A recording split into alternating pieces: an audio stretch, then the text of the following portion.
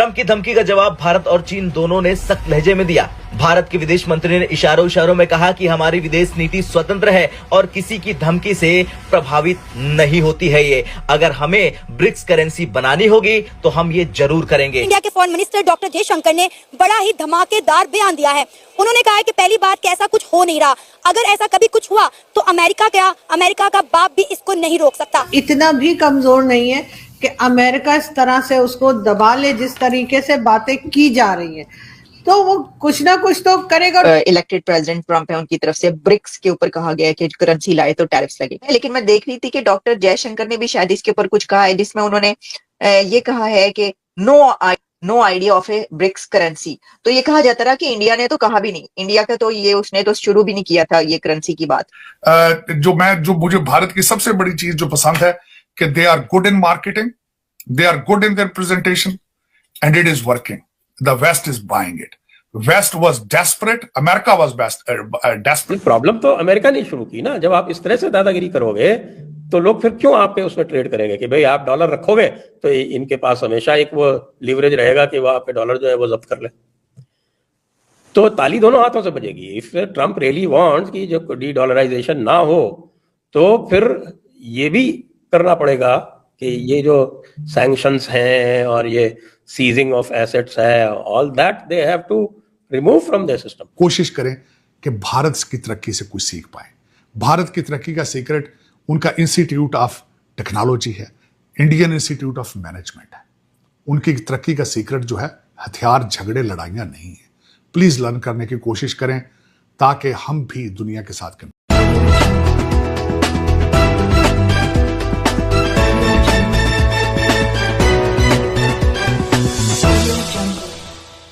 एकजुटता और शक्ति के आगे ट्रंप को झुकना पड़ा। ब्रिक्स देशों की संयुक्त ताकत इतनी अधिक है कि अगर वे एकजुट होकर किसी आर्थिक फैसले पर अमल करें तो अमेरिका और यूरोप जैसे देश भी इससे बच नहीं सकते। इतना भी कमजोर नहीं है कि अमेरिका इस तरह से उसको दबा ले, जिस तरीके से बातें की जा रही हैं, तो वो कुछ ना कुछ तो करेगा। और दूसरा, सिर्फ चाइना की बात नहीं है, अमेरिकन प्रेसिडेंट ने तो रशिया को भी वार्न किया है। उन्होंने तो ब्रिक्स में जितनी कंट्रीज हैं सभी को आंखें दिखाई हैं।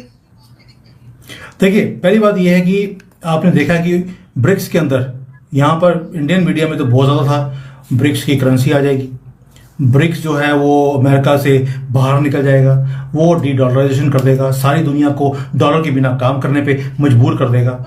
इलेक्टेड प्रेसिडेंट ट्रम्प हैं जी, उन्होंने ये कहा कि जी एक तरीके से चेतावनी दे डाली है, धमकी दे डाली है और कहा है कि जो भी ये करेंसी लाएगा, बात करें ब्रिक्स की, ब्रिक्स कंट्रीज पर जो है वो टैरिफ लगेगा 100% और निकाल देंगे उनको। यानी ऑब्वियसली ट्रेड रेट सब कुछ खत्म हो जाएगा। अगर नहीं तो ठीक है, फिर आप ना करें अमेरिका के साथ, तो ये करेंसी हम नहीं लाने देंगे। इस पे आपका पॉइंट ऑफ व्यू क्या है? लेकिन मैं देख रही थी कि डॉक्टर जयशंकर ने भी शायद इसके ऊपर कुछ कहा है, जिसमें उन्होंने ये कहा है कि no idea of a BRICS currency. तो ये कहा जाता रहा कि इंडिया ने तो कहा भी नहीं, इंडिया का तो ये उसने तो शुरू भी नहीं किया था ये करेंसी की बात। सर क्या इसको कैसे एलैबोरेट करेंगे? देखिए, एक ये ब्रिक्स करेंसी की बात शुरू क्यों हुई? क्योंकि ये करेंसी की बात तो बहुत पहले से हुई थी और ये भी है कि साहब की जो अमेरिका की जो चौधराहट है वो उनकी जो reserve currency, dollar becoming a reserve currency, उसके वजह से ये स्थिति है। अब अमेरिका ये सोचना पड़ेगा अमेरिका को, बल्कि I think Trump would know कि ये जो डी डॉलराइजेशन का जो तमाशा नहीं कहूँगा, डी डॉलराइजेशन का जो मूव इसने जो जोर पकड़ा वो तब पकड़ा जब अमेरिका ने बदमाशी की। लेकिन इसमें असल में रशिया और चाइना इन्वॉल्व। तो ताली दोनों हाथों से बजेगी। इफ ट्रम्प रियली वांट्स कि जो डी डॉलराइजेशन ना हो तो फिर ये भी करना पड़ेगा कि ये जो सैंक्शंस हैं और ये सीजिंग ऑफ एसेट्स है, all that they have to remove from their system.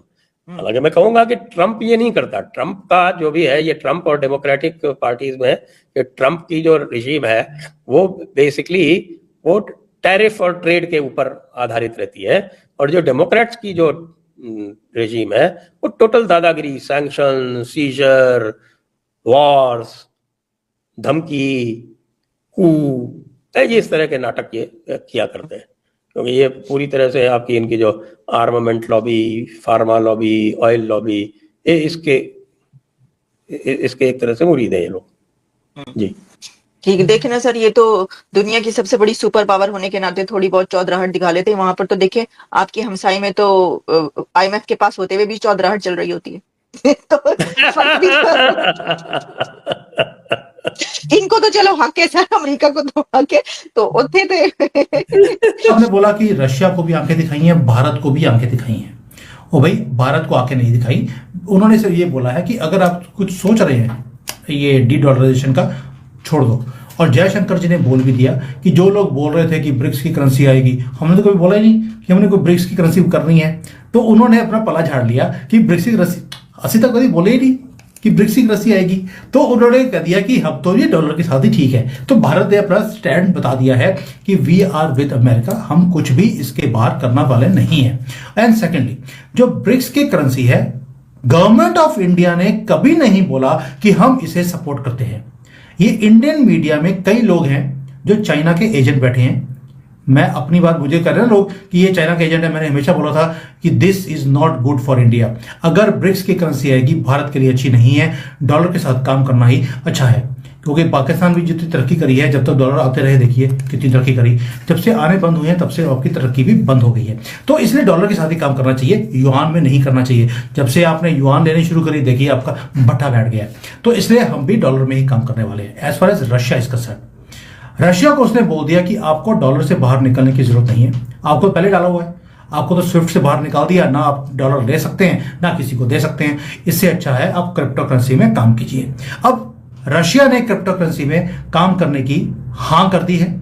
उसने भी बोल दिया कि हम अमेरिका के साथ मिलकर काम करेंगे। यानी कि रशिया की जो प्रॉब्लम थी डॉलर की, वो उसने सॉल्व कर दिया। ट्रंप ने क्रिप्टो करेंसी को ऑलरेडी उसने प्रमोट करना शुरू कर दिया। खुद ने भी वहां पर क्रिप्टो खरीदने शुरू कर दिए हैं, एक्सचेंज बना रहा है, और यहां पर रशिया को भी सपोर्ट कर दिया। यानी कि हर मामले में एक ही काम है, आपके चाइना को बर्बाद करने का प्लान डोनाल्ड ट्रंप ने बना लिया है। रशिया को अपने पाले में डाल लिया, भारत को अपने पाले में ऑलरेडी कर लिया। जयशंकर जी की स्टेटमेंट बताती है एक चाइना ही है जो सदमे में है, और ये सबको लेके चल रहा था कि आइए अब मेरे साथ मिलकर काम कीजिए, हम अमेरिका की दादागिरी को सहन नहीं करेंगे, इन्हें नीचे करेंगे। और डोनाल्ड ट्रंप ने एक ट्वीट में सारा का सारा जो प्लान था वो चौपट कर दिया। यानी इस बार डोनाल्ड ट्रंप जो आ रहे हैं एज अ प्रेसिडेंट, तो वो पहले से ज्यादा स्ट्रिक्ट साबित होंगे। कई कंट्रीज के लिए आपके ख्याल से ज्यादा टेढ़े साबित होंगे आते के साथ ही। अभी तो आए भी नहीं है, एक तरह से अभी भी उनके ऊपर शक किया जा रहा है। लोग कह रहे हैं पता नहीं आएगा कि नहीं। नमस्कार दोस्तों, आज की एक और नई वीडियो में आपका स्वागत है। और आज से लगभग 25 दिन के बाद डोनाल्ड ट्रंप होंगे अमेरिका के राष्ट्रपति। और उससे पहले ही डोनाल्ड ट्रंप ने एक ट्वीट करके ब्रिक्स देशों को धमकी दी थी कि अगर ब्रिक्स करेंसी के बारे में ब्रिक्स देशों ने सोचा भी तो उनका जो प्रोडक्ट है उसके ऊपर हम 100% टैरिफ लगा देंगे यूएस के अंदर। और ऐसे में जो प्रोडक्ट था 100 रुपये का, वो 200 रुपये का बिकेगा, यानी डबल प्राइस में बिकेगा यूएस के अंदर। और ये सुन करके जो ब्रिक्स देश हैं वो डर जाएंगे, ऐसा लगा था डोनाल्ड ट्रंप को। लेकिन यहाँ पे सबसे पहले जो रिएक्शन आया वो रसिया का आया, और रसिया ने कहा कि अगर यूएस ऐसा करता है तो सबसे ज़्यादा नुकसान यूएस का होने वाला है, क्योंकि यूएस में जो 40% जनता है वो टैक्स नहीं देती है और जो 60% जनता है वो टैक्स देती है। तो सबसे पहले जो 40% लोग हैं जो टैक्स नहीं देते हैं उनके ऊपर एक भारी भरकम बोझ पड़ेगा, और जो 100 रुपये का सामान था वो 200 में उनको मिलेगा, तो उनको एक भारी नुकसान होगा और उनके लिए जो चीज़ें खरीदना काफ़ी ज़्यादा मुश्किल हो जाएंगी। और उसके बाद में फिर जो रिएक्शन आया वो डॉक्टर एस जयशंकर का आया कि जो मनमानी यूएस करना चाहता है और जिस दादागिरी को वो थोपना चाहता है पूरी दुनिया के ऊपर, वो बेशक थोपे, लेकिन हिंदुस्तान पे भी वो बिल्कुल नहीं थोप सकता।